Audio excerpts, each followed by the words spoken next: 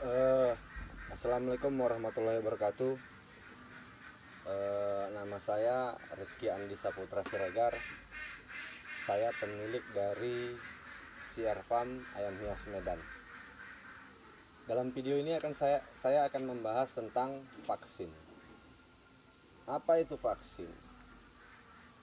Vaksin adalah mikroorganisme, bakteri ataupun virus yang bersifat jinak, sudah dilemahkan ataupun yang sudah mati.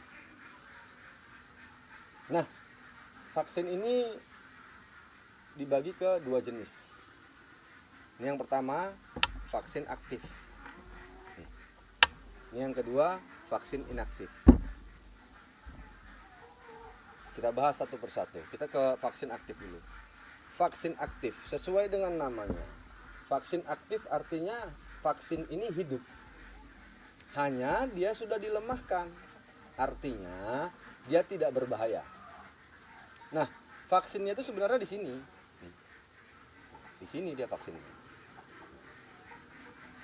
Nah, vaksin aktif ini ada beberapa cara yang bisa kita lakukan untuk melakukan vaksinasinya. Bisa melalui tetes mata, tetes hidung, tetes mulut, bisa melalui air minum, bisa melalui suntik. Bisa melalui suntik. Jadi kita tergantung kitanya mau pakai apa, mau pakai cara yang mana, karena dia bisa. Nah, vaksin aktif ini kalau kita mau pakai kayak tetes mata, tetes mulut, tetes hidung. Nah, tadi saya katakan ini vaksinnya. Yang ini hanya media untuk melarutkan si vaksin. Karena kalau ini langsung nggak bisa, karena kita tahu di dalamnya ini vaksinnya ini masih bersifat tablet. Maka kita butuh media untuk melarutkan ini. Nah, nih kalau kita mau vaksin tetes, kita campur.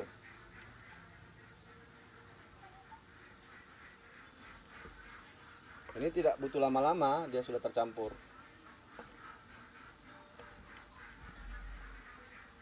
Nah, kalau sudah tercampur nih, kita tuang lagi ke botol yang lama yang tadi.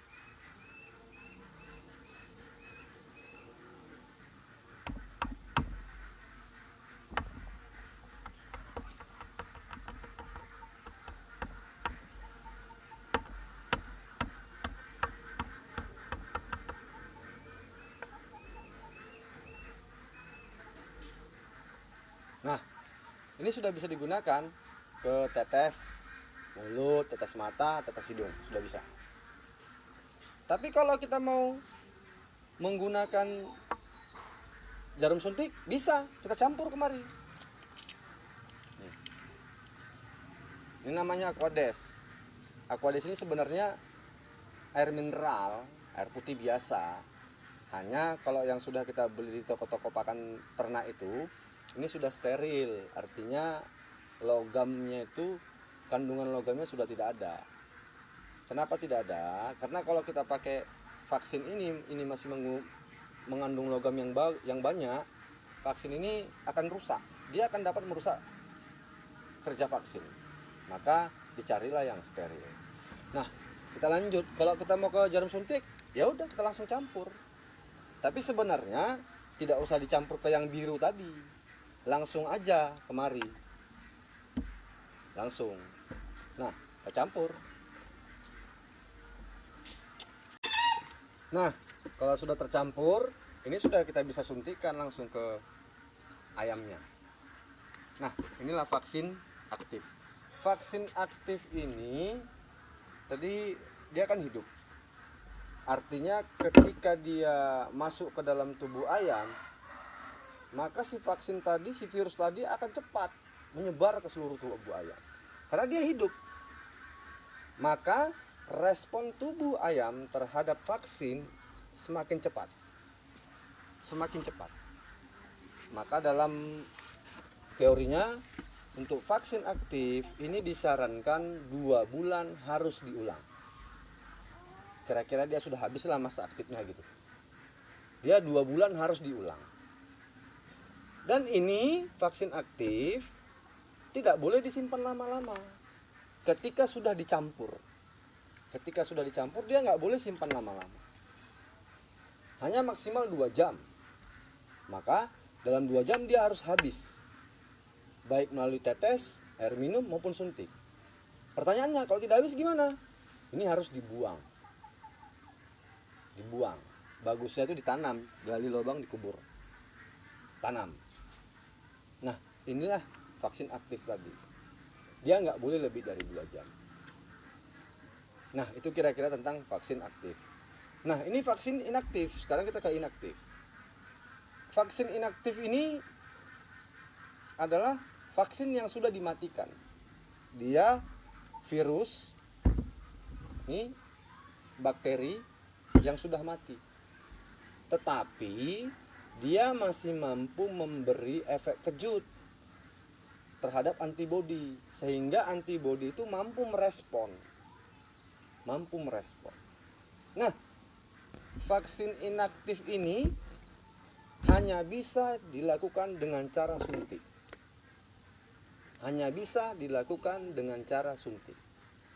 Tidak bisa tetes mulut, tidak bisa tetes hidung, tidak bisa melalui air minum.